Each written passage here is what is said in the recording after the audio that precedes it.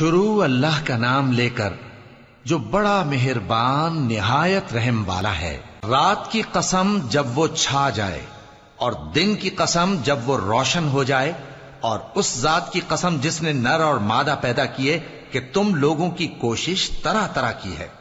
سو جس نے اللہ کے رستے میں مال دیا اور پرہیزگاری کی اور بہترین بات یعنی کلمہ توحید کو سچ جانا،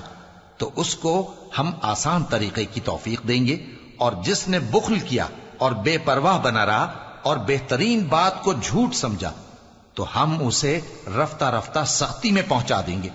اور جب وہ دوزخ کے گڑھے میں گرے گا تو اس کا مال اس کے کچھ بھی کام نہ آئے گا۔ یقیناً راہ دکھا دینا ہمارا ذمہ ہے، اور بے شک آخرت اور دنیا ہماری ہی ملکیت ہیں۔ سو میں نے تم کو بھڑکتی آگ سے خبردار کر دیا ہے،